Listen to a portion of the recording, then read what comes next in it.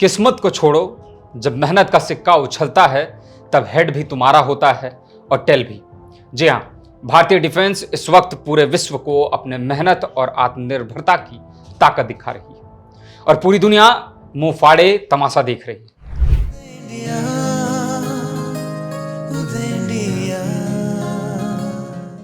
नमस्कार, उदय India digital में आपका स्वागत है। मैं हूं सात्विक उपाध्याय। भारत लगातार अपने डिफेंस को मजबूत कर रहा है, चाहे वो थल सेना हो, वायु सेना हो या फिर नौसेना। तीनों ही क्षेत्र में भारत तेजी के साथ विकास कर रहा है। इस कड़ी में भारतीय नौसेना के बेहद महत्वपूर्ण प्रोजेक्ट 17A के तहत बनाए गए दो Nilgiri class stealth frigate INS Udaygiri और INS हिमगिरी को मंगलवार 26 अगस्त को भारतीय नौसेना बेड़े में शामिल कर लिया गया है, जो भारतीय नौसेना को तो बल देंगे ही, साथ ही भारतीय डिफेंस को और भी मजबूत करेंगे। इस बेड़े को रक्षा मंत्री राजनाथ सिंह ने विशाखापट्टनम से देश को समर्पित किया। बता दें कि यह पहला मौका है जब दो भारतीय शिपयार्डों में बने दो युद्धपोतों को एक साथ नौसेना में शामिल किया गया है। INS उदयगिरी और INS हिमगिरी के भारतीय नौसेना में शामिल होने के साथ ही भारत के पास 3 फ्रिगेट स्क्वाड्रन अब हो गए हैं, जो स्वदेशी क्षमता के जरिए देश की इंडस्ट्रियल तकनीक और शक्ति का प्रदर्शन करेंगे। इन दोनों ही स्वदेशी युद्धपोतों की खासियत क्या है, इसके बारे में जानते हैं। INS उदयगिरी को मझगांव डॉकयार्ड में बनाया गया है, जबकि INS हिमगिरी कोलकाता शिपयार्ड में बनाया गया है।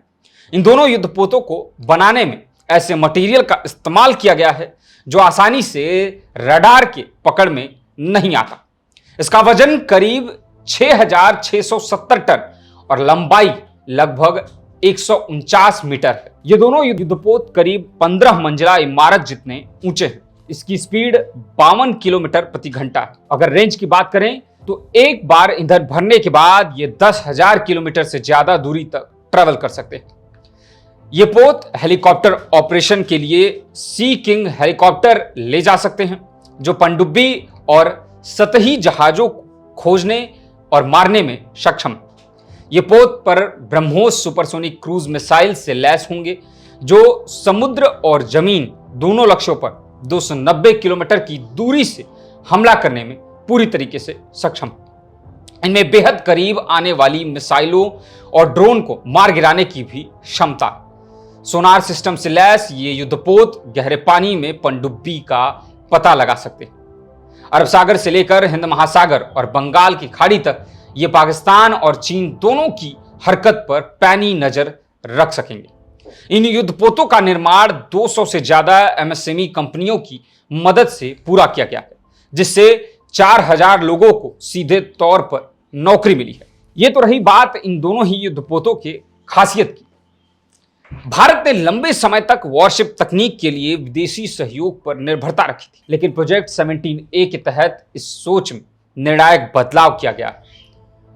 इस प्रोजेक्ट के तहत बनाए जा रहे 7 स्टेल्थ फ्रिगेट डिजाइन स्टिल और 75% उपकरणों तक पूरी तरह स्वदेशी। इसी क्लास का INS नीलगिरी इस क्लास का पहला जहाज था, जिसे जनवरी 2025 में प्रधानमंत्री नरेंद्र मोदी ने मुंबई में नौसेना को समर्पित किया था। अब उदयगिरी और हिमगिरी के शामिल होने से भारत का 3 फ्रिगेट स्क्वाड्रन तैयार हो गया है। इससे न सिर्फ भारत की औद्योगिक तकनीक क्षमता प्रदर्शित होती है, बल्कि यह संदेश भी जाता है कि भारत किसी भी क्षेत्रीय शक्ति संतुलन को केवल आयातित हथियारों पर निर्भर होकर नहीं, बल्कि अपनी स्वदेशी क्षमता के से साध रहा है।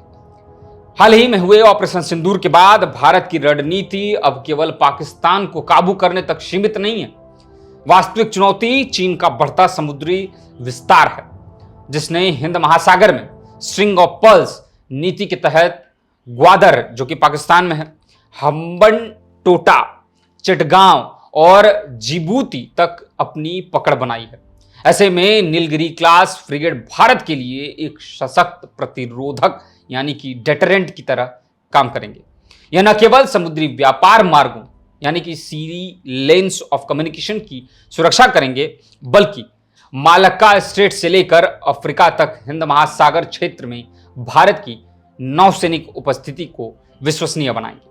आईएनएस उदयगिरी और आईएनएस हिमगिरी का नौसेना में शामिल होना केवल 2 युद्धपोत बढ़ने की बात नहीं है, यह भारत के लिए रणनीतिक आत्मनिर्भरता, औद्योगिक प्रगति और वैश्विक भूमिका का संगम है।